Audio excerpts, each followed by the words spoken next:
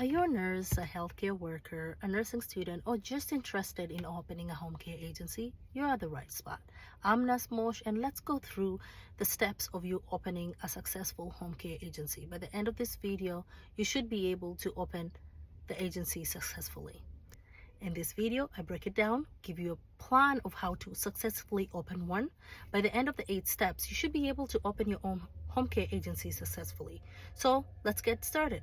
Section 1. What kind of home care agency are you trying to open? Are you trying to open a skilled or non-skilled?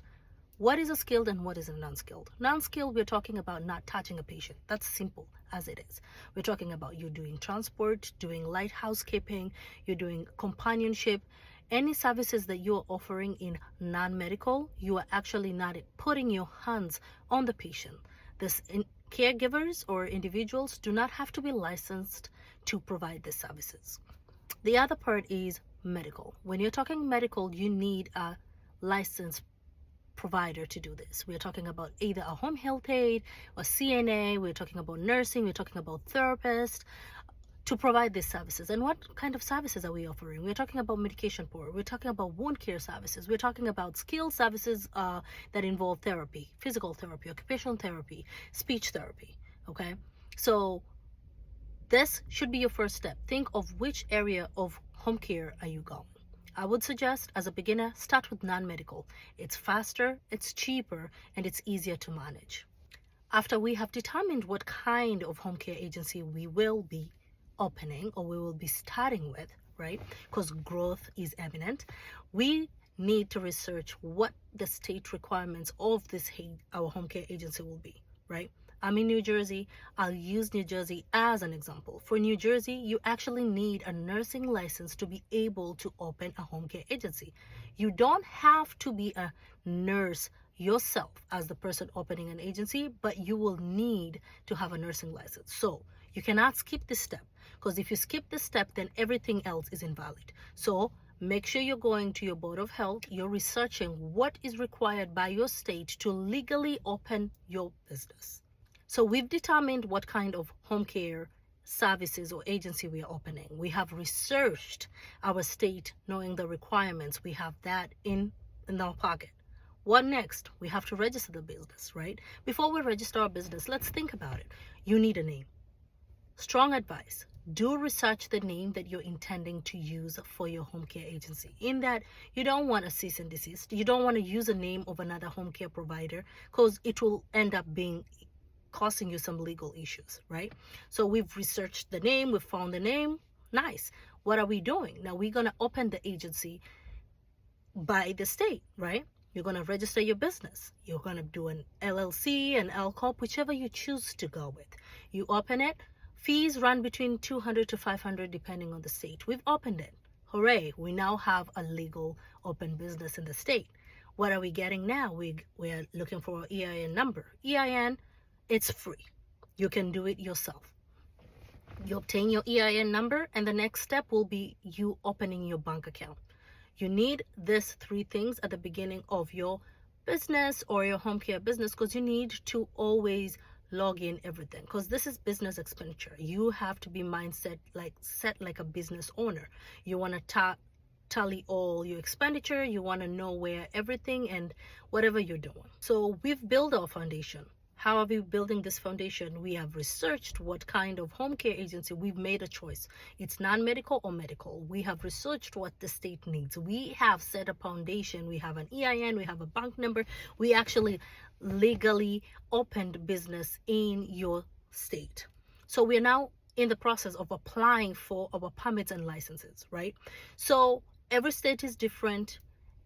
Every town in each state is different. I will say do your due diligence. Some states will actually let you have a home office, but before you choose to go to the home office route, I want you to call your local government. Find out in your town, are you actually allowed to have a business at your home? What are the requirements? Some towns, they will need you to actually pay fees for them to come and evaluate. Simple. They might tell you you need to have an office at a lower level in your home with a different door from your regular door, that your patients or your clientele would not be crossing each other. Check on that. If you're not allowed to actually have a home office, are you getting a location? Is that location permitted to have an office of your nature or the business of your nature? Right? So we are doing all this before we choose the location. So we've done our due diligence. We've got our permits. What next? We need to be in compliance. What are we looking at? General liability insurance is actually required for you as a business owner, right? We'll be employing employees. You need workers' compensation. I'll tell you, research it very well, because with workers' compensation, it goes per the employees you have. Start in the low ball, because you're not employing 100 employees and you don't have clientele. So this is where your checks and balances need to go in. You will need a surety bond depending on your state, and that's why I said whenever you're doing this, you always have to refer to your state requirements. You're doing HIPAA compliances, you're doing secure documentation, not only for your employees, but also you're doing secure documentation for your clients. You need all this. You need a secure location for documentation. Are you doing electronic? Is it HIPAA compliant, right? All this, you need to have it secured before you even have your first client or before you have your first employee. We throw in what are you going to use for hiring, right? How are you doing your payroll? All this, how are you doing your timekeeping?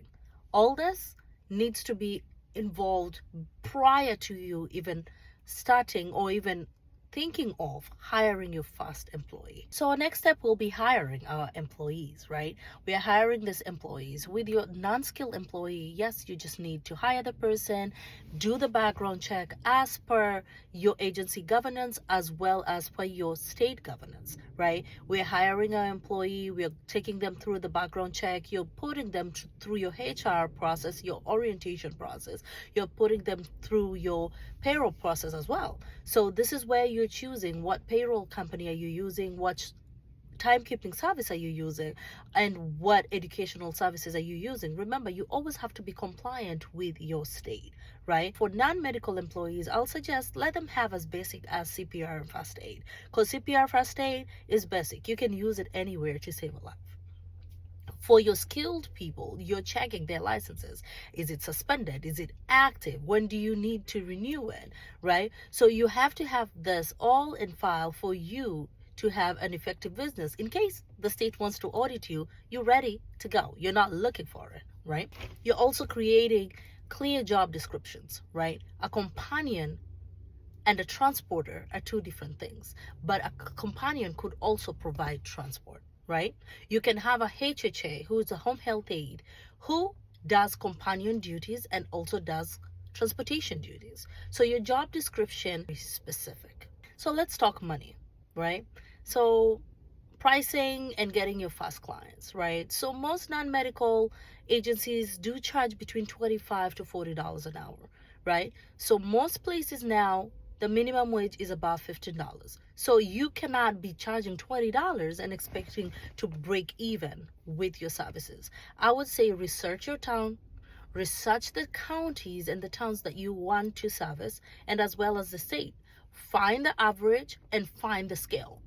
Be in the middle. Do not lowball yourself. Do not overprice yourself, right? You need to offer quality and you need to be able to justify the value of your service to get the payment that you're getting, right?